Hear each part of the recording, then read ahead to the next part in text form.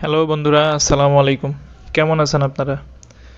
আমি দীর্ঘ প্রায় 1 বছর পরে আসলাম। 1 বছর না, তারও বেশি হবে। আমি মাঝখানে বাইনারি নিয়ে কাজ করতাম এবং বাইনারি নিয়ে ভিডিও তৈরি শুরু করেছিলাম এই ইউটিউব চ্যানেলে।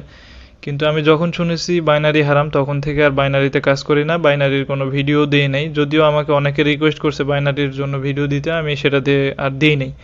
তো আপনারা এখনও যারা বাইনারিতে কাজ করেন বা করতে আগ্রহী, আমি পার্সোনালি রিকোয়েস্ট করব যে বাইনারিতে আপনারা কাজ করবেন না, আপনারা ফরেক্সে আসেন। ফরেক্সে রিস্ক কম, রিওয়ার্ড বেশি। আর তারপরেও যারা বলবেন যে না আমি বাইনারিতে কাজ করব, বা যাদের হালাল হারাম নিয়ে কোনো সমস্যা নাই, যাদের ধর্ম ইসলাম না, তারা যদি করতে চান, তো সেক্ষেত্রে আমার পেইড ইন্ডিকেটর আজকে থেকে আপনাদের জন্য ফ্রি। সেই ইন্ডিকেটর আপনার ইচ্ছা করলে আমার ইনবক্সে চেয়ে নিতে পারেন। আর আমি আজকে আপনাদের নতুন একটা প্ল্যাটফর্ম সম্পর্কে বলবো। যদিও এটা নতুন না, অনেকের কাছে এটা পুরাতন। তবে আমি এটার ধারাবাহিকভাবে ভিডিও নিয়ে আসতে চাচ্ছি, যদি আপনারা চান। এটা হচ্ছে ফোরেক্স। তো চলুন, আসছি ইন্টার পর।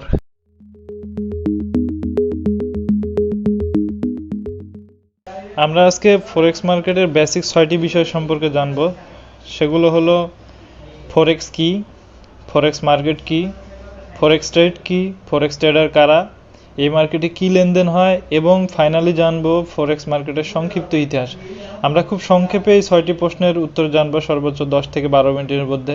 কারণ এই মার্কেটে ব্যবসা করতে হলে এই বিষয়গুলোর খুব ব্রডলি বা ডিপলি জানার দরকার নেই। তবে একটা স্মার্ট বিজনেস করতে যাচ্ছেন, অবশ্যই আপনাকে এই বিষয়গুলোর মিনিমাম একটা বেসিক আইডিয়া থাকা দরকার। তো চলুন ফার্স্টে জেনে নিই ফরেক্স কি।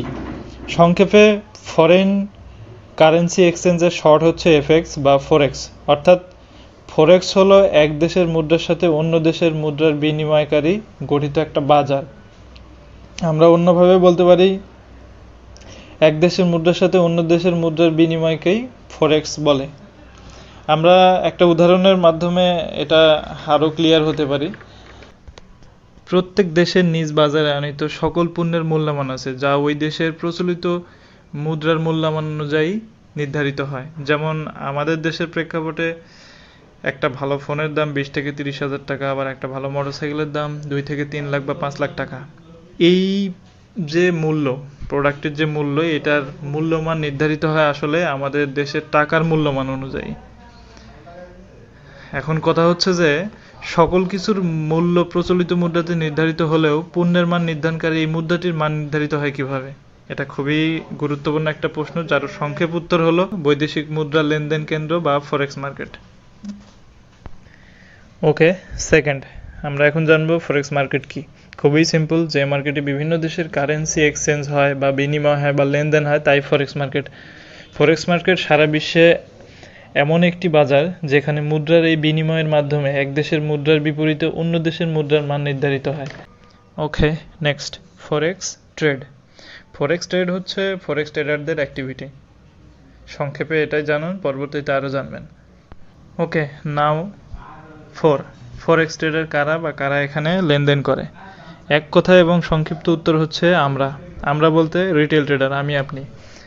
বিভিন্ন দেশের ব্যাংক, যেমন bank of England, bank of Japan, bank of USA, এই সমস্ত বিভিন্ন বড় বড় দেশের ব্যাংকগুলা এই ফরেক্স মার্কেটে লেনদেন করে। এছাড়াও রয়েছে বিভিন্ন দেশের হ্যাজ ফান্ড, বিভিন্ন কমার্শিয়াল ট্রেডার, এক্সেট্রা। ওকে, নাও 5, ফরেক্স মার্কেটে কি কেনা বেচা হয়? খুব সহজে এই প্রশ্নের উত্তর হলো মুদ্রা বা কারেন্সি। অর্থাৎ ফরেক্স মার্কেটে এক দেশের মুদ্রার বিপরীতে অন্য দেশের মুদ্রা ক্রয় বিক্রয় করা হয়।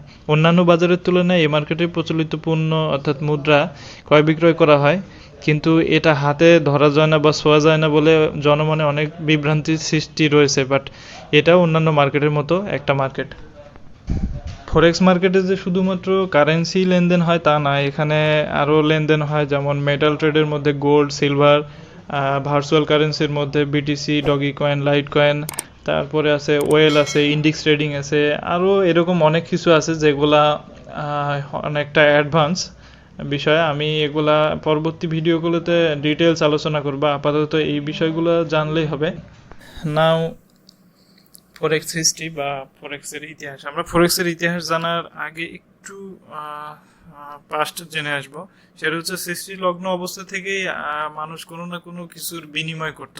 যদিও তখন আমাদের পূর্বপুরুষদের হাতে কোনো মুদ্রা ছিল না যেটার মাধ্যমে তারা পণ্য কিনতো বা কোনো জিনিস ক্রয় বিক্রয় করতো। তারা ওই সময় ক্রয় বিক্রয় করার ক্ষেত্রে এক জিনিসের বিনিময়ে আরেক জিনিস প্রদান করত। এক কথায় পণ্যের মাধ্যমে পণ্য, প্রোডাক্টের মাধ্যমে প্রোডাক্ট বিনিময় করা হতো। এই পদ্ধতি আস্তে আস্তে যখন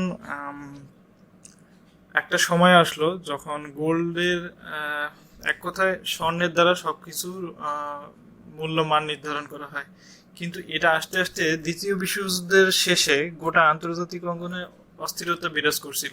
যুদ্ধের পরবর্তী অবস্থায় বিশ্ব অর্থনীতি খুবই খারাপ একটা অবস্থায় ছিল, যার বৈশ্বিক অর্থনীতির অনেকগুলো সমস্যার মধ্যে অন্যতম প্রধান সমস্যা ছিল দুই দেশের মধ্যে বা এক দেশ আরেক দেশের মধ্যে লেনদেনের জন্য বিনিময়কৃত মুদ্রার মান। এমত অবস্থায় এই সকল সমস্যার নিরসনে উদ্দেশ্যে 44টি দেশের প্রতিনিধিগণ একত্রিত হয় যুক্তরাষ্ট্রের একটি অঙ্গরাজ্যের ব্রিটেন উডস শহরে। এই সম্মেলনে অংশগ্রহণকারী রাষ্ট্রগুলোর মধ্যে একটি চুক্তি সম্পাদিত হয় যা ব্রিটেন উডস এগ্রিমেন্ট নামে পরিচিত। এই চুক্তির আওতায় অন্যান্য রাষ্ট্রগুলো মার্কিন যুক্তরাষ্ট্রকে তার মুদ্রা ডলারের মান স্বর্ণের সাথে নির্ধারণের অনুমতি দেয় এবং অন্যান্য সকল রাষ্ট্রসমূহের মুদ্রার মান মার্কিন ডলারের মানের সাথে বেঁধে দেওয়া হয়, যা পিগিং নামে পরিচিত। এই চুক্তির মাধ্যমে বিশ্বের অধিকাংশ দেশের অর্থনীতি স্থিতিশীল হলেও অতি শীঘ্রই বিভিন্ন দেশগুলোর ভিন্ন ভিন্ন মাত্রায় অর্থনৈতিক উন্নয়নে এই ব্রিটেন উডস পদ্ধতি পরিবর্তনের প্রয়োজন দেখা দেয়, যা 1971 সালে এসে এই চুক্তি বাতিল করে যুক্তরাষ্ট্র এবং বিশ্বের সকল দেশকে তাদের নিজ নিজ মুদ্রার মান মুক্তবাজারে এক মুদ্রার বিপরীতে অন্য মুদ্রার চাহিদা এবং যোগানের ভিত্তিতে নির্ধারণের অনুমতি প্রদান করা হয়। সর্বশেষে 90-এর দশকের দিকে বিশ্বজুড়ে ইন্টারনেটের ব্যবহার সর্বজনীন হওয়ায় বৃহৎ ব্যাংকগুলো ইলেকট্রনিক পদ্ধতিতে লেনদেন করার জন্য একটি অবকাঠামো তৈরি করে, যা পরবর্তীতে খুচরা লেনদেনকারীদের প্রবেশের মাধ্যমে মুদ্রা বাজারের ট্রেডে চলে আসে সাধারণ একজনের মানুষের দোরগোড়ায়। এক কথায় এক সময় শুধু ব্যাংকরাই এই লেনদেনটা করতে পারতো, যে কারেন্সির বিনিময় করতে পারতো, যেটা আমরা রিটেল ট্রেডার আমরা করতে পারতাম না। কিন্তু এই ইন্টারনেট সুবিধার মাধ্যমে বা ইন্টারনেটের এই গ্লোবালাইজেশন বা মডার্নাইজেশনের কারণে আমরা এখন প্রত্যেকটা পার্সন, এক কথায় প্রাপ্তবয়স্ক যারা পার্সন, আমি পরে বলবো যে ফরেক্সে ট্রেড করার জন্য কি কি রিকোয়ারমেন্ট থাকা দরকার সেটা বলবো, বাট আপাতত জানেন প্রত্যেকটা পার্সনই এখানে ট্রেড করতে পারে ইচ্ছা করলে। সো এই ছিল আজকের ভিডিও। তো আমরা আজকে জানলাম 6টি বিষয়: ফরেক্স মার্কেট কি, ফরেক্স ট্রেড কি, ফরেক্স ট্রেডার কি, এখানে কারা লেনদেন করে, এবং ফরেক্সের হিস্ট্রি। সো বন্ধুরা, আমার এটা প্রথম ভিডিও, হয়তো বা আপনাদের ভালো নাও লাগতে পারে, মানে ফরেক্স নিয়ে। যদি ভালো লাগে তাহলে কমেন্ট করবেন, ভালো না লাগলেও আমাকে উপদেশ দিবেন, আর আমার চ্যানেলটি সাবস্ক্রাইব করে বেল আইকনটি বাজিয়ে দিবেন পরবর্তী ভিডিও পাওয়ার জন্য। ধন্যবাদ।